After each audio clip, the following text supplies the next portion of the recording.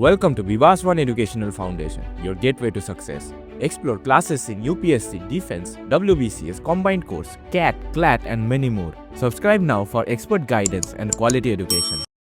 स्वागत है आप सभी का एक बार फिर से विवास वन एजुकेशनल फाउंडेशन में।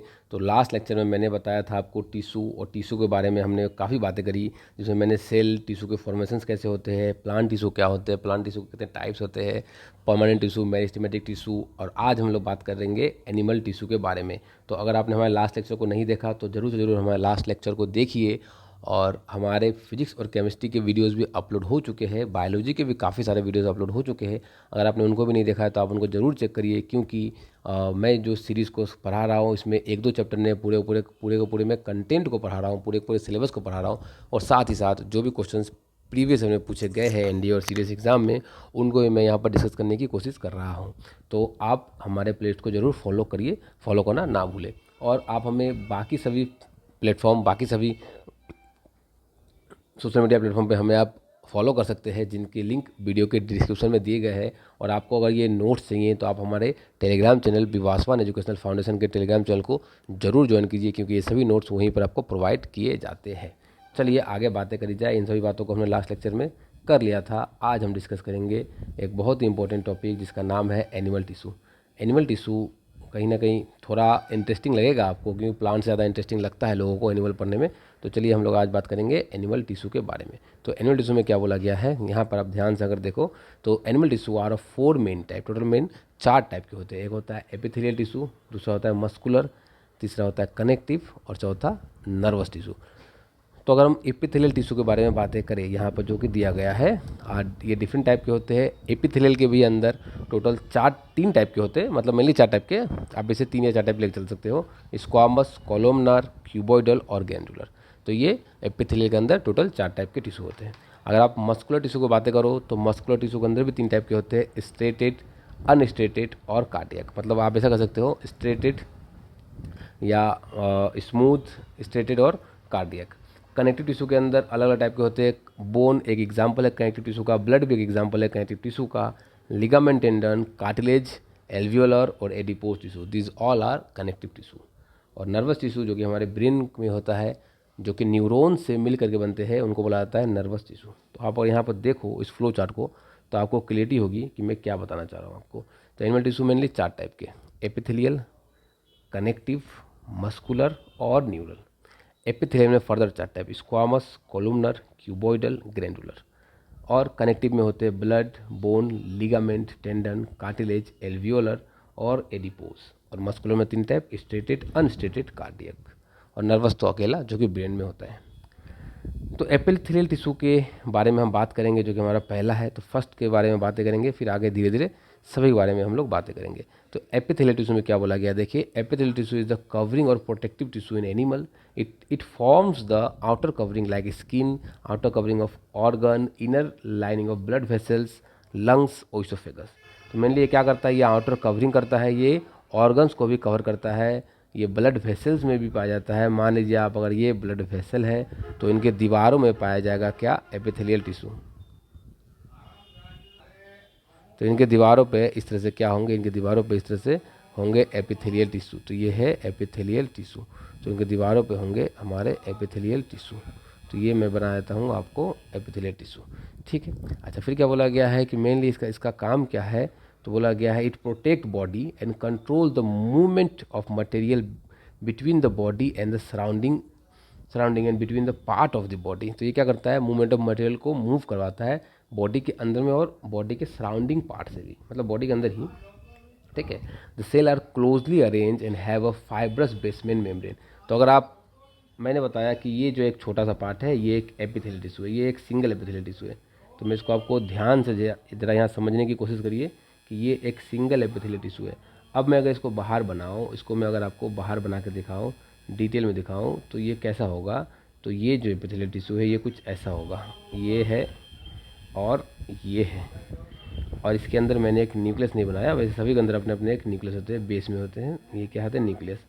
तो ये पूरा का पूरा एक सेल को मैंने बनाया, ये उसका न्यूक्लियस, और ये नीचे वाले पार्ट को बोला गया है बेसमेंट मेम्ब्रेन। इस वाले पार्ट को क्या बोला गया है, इस वाले पार्ट को बोला गया है बेसमेंट मेम्ब्रेन बोला गया है। तो यहाँ पर देखिए बातें करी गई है किसके बारे में, बेसमेंट मेम्ब्रेन के बारे में। स्क्वामस एपिथेलियल टिश्यू जो होते हैं consist of a layer of thin flat, it is present in the inner lining of blood. तो ये जो आपको दिखाया गया है ये कहीं ना कहीं स्क्वामस एपिथेलियल टिश्यू को ही दिखाया गया है। ये कहाँ होते हैं, तो ये ब्लड वेसल्स में होते हैं, ये लंग्स में होते हैं, माउथ में भी पाए जाते हैं और ओइसोफेगस में भी पाए जाते हैं। The skin has a several layer of epithelial cell. तो ऐसे टिश्यू को हम क्या कहते हैं, this is called stratified tissue. ठीक है, देखिए अब मैं यहाँ पर क्या बातों को करूँगा कि the skin has a several layer of epithelial cell और उसको स्ट्रेटिफाइड टिश्यू कहते हैं। कॉलमनार टिश्यू कहाँ होता है, तो consist of tall pillar like cell. तो कॉलमनार टिश्यू कुछ ऐसे होते हैं, सेल कुछ ऐसे होते हैं, टॉल होते हैं, पिलर लाइक होते हैं और बेस में होता है nucleus. It is present in the wall of the intestine. जो हमारी इंटेस्टाइन की दीवारें होती है उनके मतलब इंटेस्टाइन की दीवारों में ये टिश्यू पाया जाता है। Columnar epithelial tissue in the respiratory tract hair like projections होते हैं जिनको सिलिया बुलाता है। तो अगर इसी टिश्यू के ऊपर अगर ऐसे ऐसे हेयर लाइक प्रोजेक्शंस हो जाए, इसी टिश्यू के अंदर अगर ऐसे ऐसे हेयर लाइक प्रोजेक्शन हो जाए, पतले पतले ऑफ कोर्स, इतने मोटे मोटे नहीं, तो इनको बोला जाएगा सीलिया। ये हेयर लाइक प्रोजेक्शन को क्या बोला जाएगा, सीलिया। और अगर सीलिया प्रेजेंट है तो ये कहाँ पाए जाएंगे, अगर सीलिया प्रेजेंट है तो ये ऐसे टिश्यू पाए जाते हैं कहाँ पर, रेस्पिरेटरी ट्रैक में पाए जाते हैं। जो सांस लेते हैं हम उस ट्रैक में पाए जाते हैं, मतलब जो है जो हमारे ट्राकिया है, ब्रोंका है, ब्रोंक्यूलो, उन समय पाया जाता है।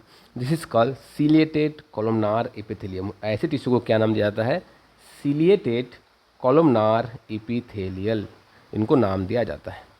क्यूबॉइडल एपिथेलियल टिश्यू कहाँ पाए जाते हैं, consist of cone shape cell having the basement membrane. तो ये क्यूब लाइक के होते हैं, मेनली कोन नहीं, मेनली क्यूब लाइक का जैसा होता है और एक बेसमेंट मेम्ब्रेन होता है। ठीक है। It form the lining of kidney. कहाँ पाए जाते हैं, किडनी में, ट्यूब्यूल में, मतलब प्रॉक्सिमल कॉन्वोल्यूटेड ट्यूब्यूल होता है, एक डिस्टल कॉन्वोल्यूटेड ट्यूब्यूल होता है, वहाँ पाए जाते हैं। अब ये प्रॉक्सिमल कॉन्वोल्यूटेड ट्यूब्यूल क्या होता है, डिस्टल कॉन्वोल्यूटेड ट्यूब्यूल्स क्या होते हैं, ये मैं आपको जब हम एक्सक्रेटरी सिस्टम पढ़ेंगे तो मैं आपको वहाँ पर डिटेल में ज़रूर बताऊँगा। और ये पाए जाते हैं सलाइवरी ग्लैंड्स, जो हमारे माउथ में प्रेजेंट होते हैं, माउथ ऑल कैविटी के बाहर प्रेजेंट होते हैं, वहाँ पर भी पाया जाता है। तो मेनली क्यूबॉइडल टिश्यू का क्या काम है, तो क्यूबॉइडल एपिथेलियल टिश्यू का काम है कि ये प्रोवाइड करेंगे मैकेनिकल सपोर्ट। ठीक है, अब बातें करते हैं हम ग्लैंडुलर एपिथेलियल टिश्यू के बारे में। Some time epithelial tissue fold inward and form a multicellular gland which secrete substance. तो चूंकि ये ग्लैंड है तो ये कुछ सब्सटेंस को सिक्रीट करेगा और ऐसे टिश्यू को हम बोलते हैं ग्लैंडुलर एपिथेलियल टिश्यू। तो ये कुछ एक स्ट्रक्चर है। स्क्वामस टिश्यू देखने में कैसा होता है, क्यूबॉइडल कैसा होता है, सिंपल क्यूबॉइडल कैसा होता है, स्ट्रेटिफाइड कोलुमनार कैसा होता है, स्ट्रेटिफाइड स्क्वामस कैसा होता है, क्यूबॉइडल स्ट्रेटिफाइड क्यूबॉइडल कैसा होता है, स्यूडो स्ट्रेटिफाइड कैसा होता है, ट्रांजिशनल टिश्यूज़ कैसे होते हैं, ये दिखाया गया है। अब हमने एपिथेलियल टिश्यू को डिस्कस कर लिया। अब हम बात करेंगे मस्कुलर टिश्यू को, उसके बाद कुछ क्वेश्चंस है, फिर न्यूरल टिश्यू है, उसके बाद ये चैप्टर भी हमारा खत्म हो जाएगा। फिर हम लोग बायोलॉजी के अलग चैप्टर्स के बारे में जरूर बात करेंगे। चलिए पहले ज़रा इसको देख लिया जाए। पहले यहाँ क्या बोला गया है, मस्कुलर टिश्यू। तो मस्कुलर टिश्यू से आपको समझ में आ ही रहा होगा कि मसल्स के बारे में बातें करे जा रहे हैं यहाँ पर। तो यहाँ पर क्या है, सबसे पहले मस्कुलर टिश्यू। तो आज हम डिस्कस करेंगे अभी मस्कुलर टिश्यू को। तो क्या बोला गया मस्कुलर टिश्यू के बारे में, muscular tissue help in the movement of the body. Mainly ये किस चीज़ में हेल्प करते हैं, तो बॉडी के मूवमेंट में हेल्प करते हैं। It consist of elongated cell called muscle fibres. इसमें कैसे सेल होते हैं, इसमें लंबे लंबे सेल होते हैं जिनको हम लोग मसल फाइबर कहते हैं। इट कॉन्टेन ए प्रोटीन कल contractile protein which contract and relax and help in the movement of muscle. और इसके पास एक प्रोटीन्स होते हैं जिनको कॉन्ट्रेक्टाइल प्रोटीन बोला जाता है, और उसमें जब कॉन्ट्रैक्शन होती है, रिलैक्सेशन होती है, तब जाकर के हमारे बॉडी को मूवमेंट मिलता है। Muscle which can move under muscle which can move under our will are call voluntary muscle. मतलब जो हमारे कंट्रोल से मसल को मूव कर पाए, जैसे कि आपके हाथ के मसल, आपके पैर के मसल, मैं अभी बातें कर रहा हूँ तो मेरे ओरल कैविटी के मसल, माउथ के मसल, और ऐसे मसल जो हमारे बोन से डायरेक्टली अटैच्ड है, उन मसल्स को हम क्या कर पाते हैं, हम अपने दिमाग से अपने हिसाब से कंट्रोल कर पाते हैं। तो ऐसे मसल्स को वॉलंटरी मसल बोला जाता है, क्योंकि इनको हम अपने हिसाब से कंट्रोल कर पा रहे हैं इसलिए। और ऐसे मसल जिनको हम अपने हिसाब से कंट्रोल नहीं कर पाते under our will are call involuntary muscle. जैसे कि हो गए आपके स्टमक के मसल्स, आपके इंटेस्टाइन के मसल्स। आपने खाना खा लिया, अब आपने इंटेस्टाइन के मसल को कह दिया कि डाइजेस्ट नहीं करना है, तो ऐसा नहीं हो सकता। अगर आपने खाना खा लिया तो ये एक अपने आप एक कंटिन्यूस प्रोसेस है जो कि होगा, या आप चाहो या ना चाहो। तो ऐसे मसल्स जिनके फंक्शंस को आप रेगुलेट कर पाओ, जो आपके स्केलेटन से डायरेक्टली जुड़े हुए हैं उनको वॉलंटरी मसल कहा जाता है, और ऐसे मसल जो आपके स्केलेटन से डायरेक्टली नहीं जुड़े हुए हैं और उनके फंक्शंस को भी आप रेगुलेट नहीं कर पा रहे हो तो उनको बोला जाता है इनवॉलंटरी मसल। तो मैं उम्मीद करता हूँ कि आपको कॉन्सेप्ट क्लियर हो चुका होगा इनवॉलंटरी मसल और वॉलंटरी मसल्स के बारे में। अब हम बातें करेंगे स्ट्रेटेड मसल के बारे में। क्या है स्ट्रेटेड मसल, चलिए इस पर भी चर्चा करा जाए। The voluntary muscles having the light and dark striations, जो वॉलंटरी मसल्स होते हैं जिसको हम अपने हिसाब से कंट्रोल कर पाते हैं, उनके पास एक लाइट और डार्क जो होता है स्ट्रेशंस होता है। मतलब मान लीजिए अगर ये मसल्स है तो इसके पास एक लाइट होगा एक डार्क होगा, एक लाइट होगा एक डार्क होगा, क्या होगा, स्ट्रेशंस होगा।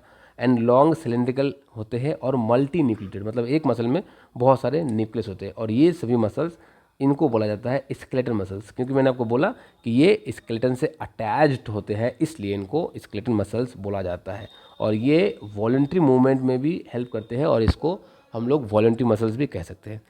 अनस्टेटेड मसल किसे कहा जाता है, अनस्टेटेड मसल का एक और नाम है जो कि है स्मूथ मसल। तो आप इसे अनस्टेटेड मसल कहो या आप इसे स्मूथ मसल कहो, एक ही बात है। तो अनस्टेटेड मसल क्या बोला गया है, ए इनवॉलंटरी मसल्स हैविंग नो स्ट्रेशंस, कोई स्ट्रेशंस नहीं होगा। सेल जो होंगे वो लंबे लंबे होंगे, स्पिंडल शेप के होंगे, एंड आर यूनी न्यूक्लिएटेड, एक मसल में एक ही न्यूक्लियस होगा। They are present in alimentary canal, blood vessels, bronchi of lungs, iris of eye, and they are involuntary movement. मतलब आप इसके मैकेनिज्म को आप इसको कंट्रोल नहीं कर पाओगे, ओवरऑल बात यही है। अब लास्ट मसल है हमारा मसल टिश्यू के अंदर जो कि है कार्डियक मसल। कार्डियक का जब भी कार्डियक आ जाए रिलेटेड, जब भी आपके बायोलॉजी में आपको कार्डियक सुनने को मिले तो आप समझ जाइएगा कि वो रिलेटेड टू हार्ट है, हार्ट के बारे में बातें करी जा रही है। तो यहाँ पर क्या आया है हमारा कार्डियक मसल। तो कार्डियक मसल को अगर मैं आपको बताऊँ तो क्या बोला गया है, आप देखिए, are involuntary muscles having in faint striations, sorry faint striations, इसमें फाइन स्ट्रेशंस होंगे, और ये कैसा है, इनवॉलंटरी मसल्स है। दे आर लॉन्ग होंगे, सिलेंड्रिकल होंगे और ब्रांच होंगे, जिनको हम इंटरकैलेटेड डिस्क भी बोला जाता है। इंटरकैलेटेड डिस्क सिर्फ और सिर्फ कार्डियक मसल में ही पाया जाता है, बाकी किसी भी मसल्स में इंटरकैलेटेड डिस्क नहीं पाए जाते हैं। चलिए आगे बातें करी जाए। तो ये स्मूथ मसल का एक इमेज दिया गया है, स्केलेटन मसल। इसको कहीं ना कहीं हम लोग स्मूथ मसल को इनवॉलंटरी मसल भी कहते हैं और इसको वॉलंटरी मसल भी कहते हैं, वॉलंटरी मसल्स भी कहते हैं। और ये कार्डियक मसल्स है। इनमें क्या पाया जाता है, इंटरकैलेटेड डिस्क में जो लिखने जा रहा था वो यहाँ पर दिया गया है कि इनमें इंटरकैलेटेड डिस्क पाए जाते हैं, जो कि सिर्फ इसी मसल में पाया जाता है और किसी मसल में नहीं पाया जाता है। चलिए आपके स्क्रीन पर एक क्वेश्चन आ चुका है जो कि 2018 के एनडीए एग्जाम में पूछा गया था। Which one of the following is a type of tissue will have contractile proteins. तो कॉन्ट्रेक्टाइल प्रोटीन्स तो मसल में होंगे, क्योंकि मसल को कॉन्ट्रैक्ट करना है। एक्टिन एंड मायोसिन उस प्रोटीन का नाम है, एक्टिन एंड मायोसिन। तो आंसर हो जाएगा हमारा option B, that is muscle tissue या मस्कुलर टिश्यू, मसल टिश्यू। ठीक है, अब हम आते हैं मसल टिश्यूज़ के बारे में हमने बातें कर लिया, एपिथेलियल के बारे में भी हमने बातें कर लिया। अब हम बातें करेंगे कनेक्टिव टिश्यू के बारे में। तो क्या है कनेक्टिव टिश्यू, देखिए ज़रा। कनेक्टिव टिश्यू का में क्या बोला गया, connective tissue connects and join the different part of the body. Mainly क्या करते हैं, ये अलग अलग बॉडी के पार्ट को एक साथ कनेक्ट करते हैं और ज्वाइन करते हैं। The cell of the connective tissue are loosely packed. तो इनके जो सेल होते हैं वो कैसे होते हैं, लूजली पैक्ड, और इनके बीच में एक स्पेस होता है और इस स्पेस में फिल होता है कुछ जेली लाइक मैट्रिक्स।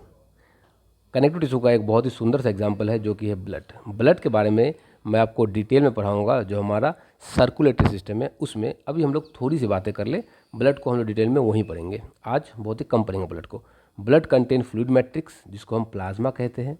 ब्लड के जो फ्लूइड पार्ट है उनको क्या बोला जाता है, प्लाज्मा। और कुछ सेलुलर पार्ट है जिनमें एक होता है रेड ब्लड सेल, एक होता है वाइट ब्लड सेल, और साथ ही साथ होते हैं कुछ प्लेटिलेट्स। रेड ब्लड सेल के भी अंदर कुछ पार्ट्स होते हैं, हीमोग्लोबिन्स होते हैं जो कि ऑक्सीजन को कैरी करते हैं। वाइट ब्लड सेल के अंदर भी पार्ट्स होते हैं जो कि आपको मैं सर्कुलेटरी सिस्टम में पढ़ाऊंगा। Blood transport gases, digested food, hormones and waste materials. तो आपने जो खाना खाया और अगर वो डाइजेस्ट हो चुका है तो उनको कैरी करेगा, उनको ट्रांसपोर्ट करेगा कौन, ब्लड।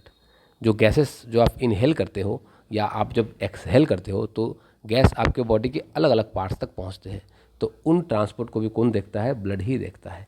आपके अलग अलग सेल को हार्मोन्स की रिक्वायरमेंट होती है और हार्मोन्स निकलते हैं जो पिट्यूटरी ग्लैंड से या फिर अलग अलग एंडोक्राइन ग्लैंड से। तो उस ग्लैंड से लेकर के टारगेट ऑर्गन तक जो हार्मोन का ट्रांसपोर्ट होता है, जो ट्रांसपोर्टेशन होता है, वो भी ब्लड ही देखता है। तो मेनली ब्लड क्या है, एक ट्रांसपोर्टेशन का एक मटेरियल है, एक मीडियम है। अब बातें करते हैं बोन्स। तो बोन्स से बनता है स्केलेटन सिस्टम, और बोन्स हमें एक ढांचा प्रोवाइड करता है, एक सपोर्ट प्रोवाइड करता है। It is a hard and storing tissue, ठीक है, कैल्शियम को स्टोर करते हैं ये। It consist of cell which are embedded in the hard matrix containing calcium and phosphorus compound.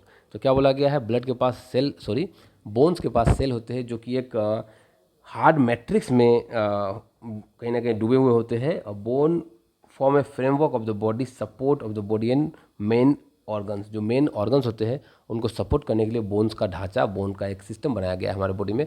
अगर आप ध्यान से देखो तो लंग्स को, किडनी को, हार्ट को सपोर्ट करने के लिए जो पूरे के पूरे रीज जो कि रिब्स है और जो रिब केज है, हमेशा कह सकते हैं कि रिब केज उनके ही लिए डेवलप किया गया है।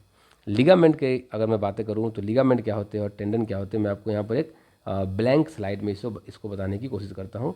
चलिए यहाँ पर मैं आपको ब्लैंक स्लाइड में बताने की कोशिश करता हूँ कि क्या होते हैं लिगामेंट और क्या होते हैं टेंडन्स। तो मान लीजिए कि ये हमारा है बोन्स, ये मैं बना रहा हूँ क्या, ये मैं एक बोन बना रहा हूँ। तो अगर आप ये बोन को ध्यान से देखो तो ये एक बोन है और इसके से दूसरा बोन इस तरह से कहीं ना कहीं जुड़ा होगा, इससे दूसरा बोन एक इस तरह से जुड़ा होगा, तो इस तरह से दूसरे बोन्स भी जुड़े होंगे। तो अब एक बोन से दूसरे बोन को कनेक्ट करने के लिए हमें एक टिश्यू की ज़रूरत पड़ती है, जिस टिश्यू को हम कहते हैं लिगामेंट। तो बोन से बोन को जोड़ने के लिए एक टिश्यू की ज़रूरत पड़ेगी हमें, जिस टिश्यू को हम क्या कहते हैं, लिगामेंट। तो इसे हम क्या कहेंगे, लिगामेंट। अब आप मान लीजिए कि बोन से जुड़े होते हैं मसल्स। तो बोन से जुड़े होते हैं क्या, मसल्स। तो ये मसल्स हैं, मेनली मसल्स के फाइबर्स हैं। ये क्या है, मसल्स के फाइबर्स हैं। तो बोन से जब मसल जुड़ते हैं तो यहाँ पर भी हमें एक टिश्यू की ज़रूरत पड़ती है, जिस टिश्यू को, जो बोन से मसल को जोड़े रखता है, यहाँ पर भी हमें एक टिश्यू की ज़रूरत पड़ती है, जिस टिश्यू को हम कहते हैं टेंडन। तो बोन से बोन को जोड़ेगा कौन, लिगामेंट, और बोन से मसल को कौन कनेक्ट करता है, टेंडन्स। तो यहाँ पर चलिए अब मैं आपको चीज़ों को समझाऊँ कि क्या होते हैं टेंडन्स और लिगामेंट्स। तो यहाँ देखिए लिगामेंट को बताया गया है, ligaments are flexible tissue which joints bones together and help in movement. और ये मूवमेंट में भी हेल्प करते हैं, बोन को, एक बोन से दूसरे बोन को जोड़ते हैं।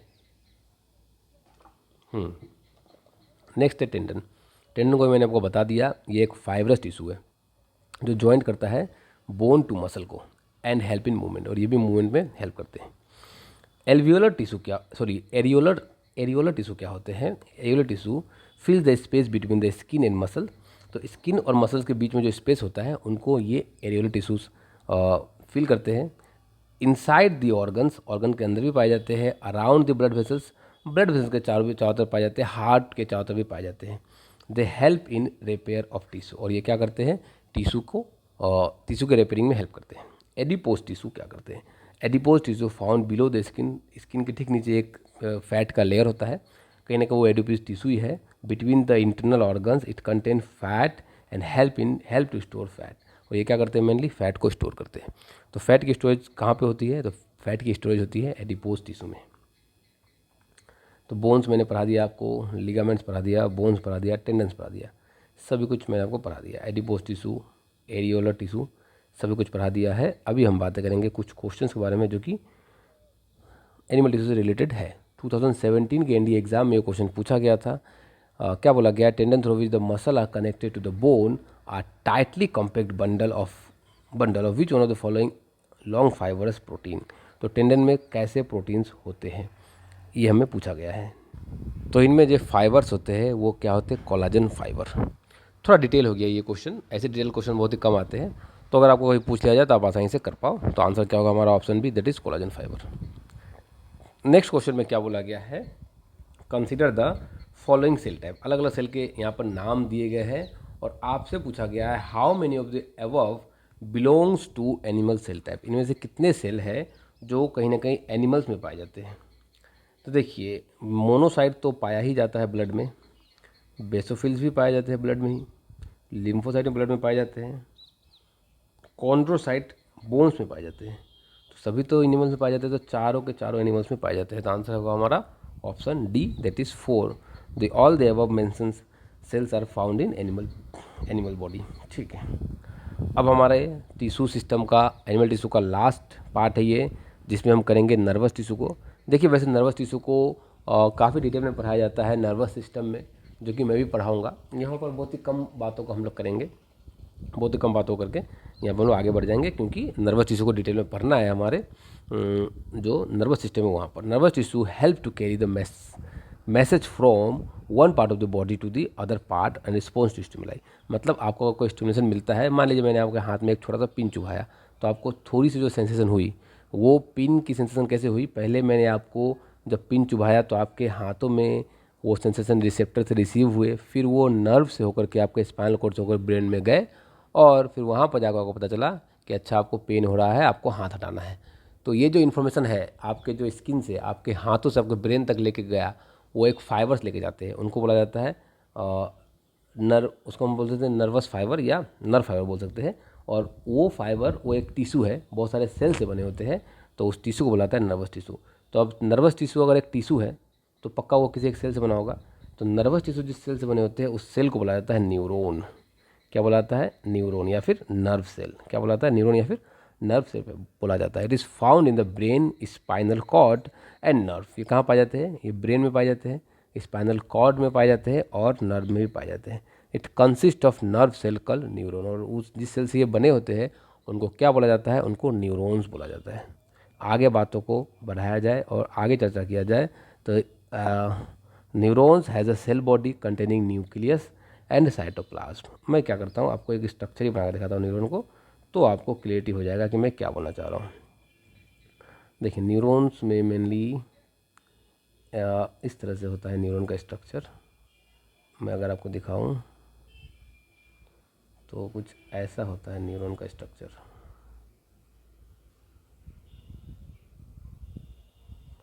तो ऐसे ऐसे कुछ फाइबर्स टाइप स्ट्रक्चर्स होते हैं।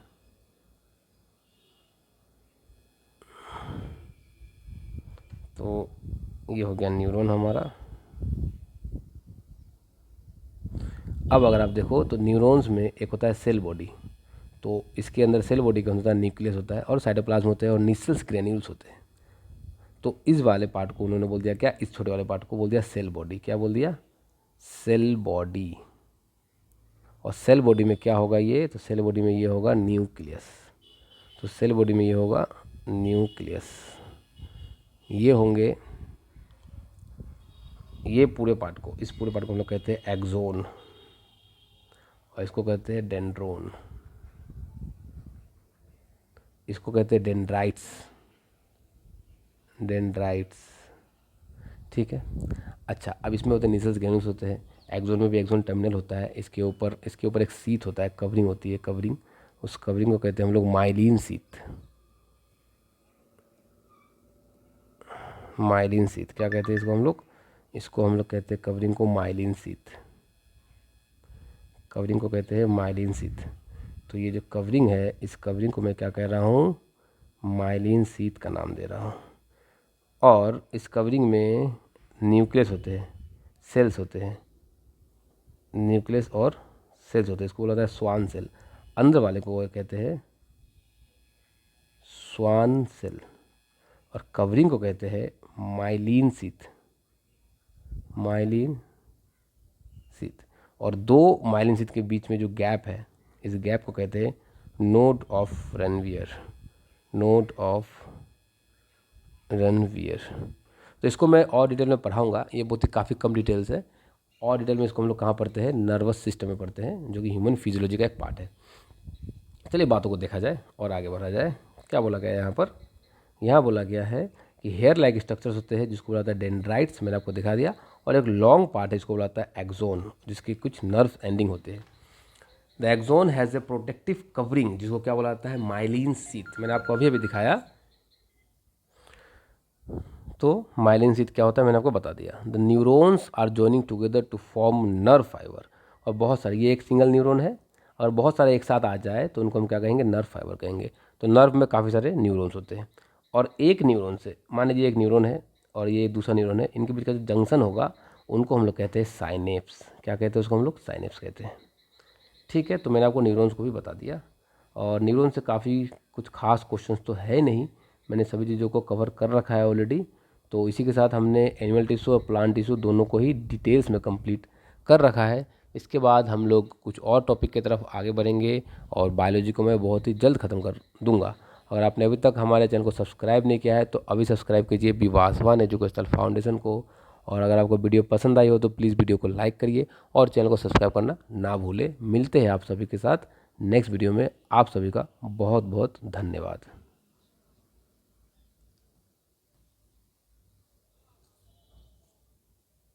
Learning with Vivaswan Educational Foundation. For contents like this, follow us on Facebook and Instagram today.